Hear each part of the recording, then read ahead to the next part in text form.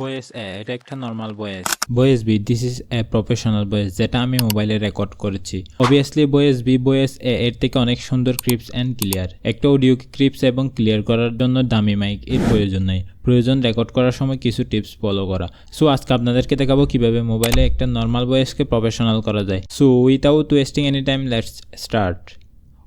Audio record করার সময় আমাদের এই 4টি টিপস ফলো করা প্রয়োজন, সাথে বোনাস টিপসও থাকছে যেটা আমার ফেভারিটের আমি ইউজ করি। Starting with tips number 1, record করার জন্য এমন একটা রুম সিলেক্ট করুন যেটাতে ইকো কম হবে। যেই জায়গায় বসে রেকর্ড করতেছেন ওই জায়গার চারপাশে কাপড়, বালিশ, কম্বল ইত্যাদি রাখতে পারেন। আপনি যদি টাকা খরচ করতে চান তাহলে অ্যাকোস্টিক ফোমও ইউজ করতে পারেন। 2 নাম্বার, রেকর্ড করার সময় খেয়াল রাখবেন চারপাশে যাতে নীরব থাকে, অর্থাৎ ব্যাকগ্রাউন্ড নয়েজ কম আসে। একদম দূরে উঠে ভয়েস রেকর্ড করতে পারেন, এ সময় চারদিকের পরিবেশ একদম শান্ত নীরব থাকে। আমি একদম দূরে উঠে অডিও রেকর্ড করি।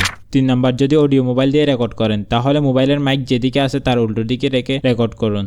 এর ফলে রেকর্ড করার সময় মুখ থেকে যে বাতাসগুলো বের হয় সেগুলো রেকর্ড হবে না। রেকর্ড করার সময় মোবাইল বা মাইক আপনার মুখ থেকে কমপক্ষে 3 থেকে 4 ইঞ্চি দূরে রাখুন। এর ফলে একদম র অডিও রেকর্ড হবে এবং বাইরের নয়েজও কম আসবে। 4 নাম্বার, মোবাইলে রেকর্ড করার সময় মোবাইল এক জায়গায় স্থির রেখে রেকর্ড করুন। টেবিল অথবা চেয়ারের উপর রেখেও রেকর্ড করতে পারেন।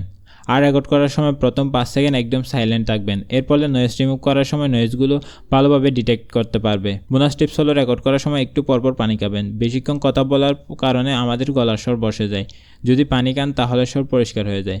সো এবার দেখা যাক কীভাবে এই অডিও মোবাইল দিয়ে এডিট করা যায়। অডিও মোবাইলে এডিট করার জন্য লেক্সিস অডিও এডিটর এই অ্যাপসটা ব্যবহার করব। আপনি অন্য অ্যাপসও ইউজ করতে পারেন, জাস্ট আমি যে সেটিংগুলো করতেছি সেগুলো ভালো করে দেখুন। প্রথমে রেকর্ড করা অডিওটা ইম্পোর্ট করে নিন, তারপর রাইট সাইড কর্নারের 3 ডট মেনুতে ক্লিক করে ইফেক্টে যেতে হবে। দেন একটু স্ক্রল করে নয়েজ রিডাকশন সিলেক্ট করতে হবে।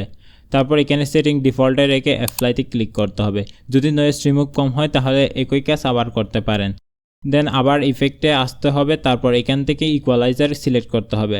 এটা হলো আসল সেটিং, ভালো করে দেখুন। সামনে যে লাইনগুলো দেখতে পাচ্ছেন এখানে বাম পাশেরগুলো হলো বেস আর ডান পাশেরগুলো হলো ট্রিবল। যদি আপনার ভয়েস বেশি পাতলা এবং তীক্ষ্ণ হয় তাহলে বাম পাশেরগুলো ক্রমান্বয়ে বাড়াবেন, দেখবেন কোন জায়গায় রাখলে ভয়েস সুন্দর হচ্ছে। আর যদি আপনার ভয়েস ভারী বা মোটা হয় তাহলে ডান পাশেরগুলো বাড়াবেন। আমি আমার ভয়েস এর জন্য এই সেটিংসটা ব্যবহার করি। এগেইন ইফেক্টে আসতে হবে, এরপর কম্প্রেসর সিলেক্ট করে ডিফল্টে রেখে অ্যাপ্লাইতে ক্লিক করুন। এটা করার ফলে ভয়েস কোথাও বড় কোথাও ছোট হলে ভলিউম একদম সমান করে দিবে, ফলে আপনার ভয়েস শুনতে শ্রুতি মধুর হবে। এই হলো এডিট। এবার অডিওটা এক্সপোর্ট করে নিন। ভিডিওটা ভালো লাগলে অবশ্যই চ্যানেলটা সাবস্ক্রাইব করে রাখবেন। যদি প্রফেশনাল থাম্বনেল এডিট শিখতে চান তাহলে স্ক্রিনে থাকা ভিডিওতে ক্লিক করুন। দেখা হচ্ছে ওই ভিডিওতে। বাই।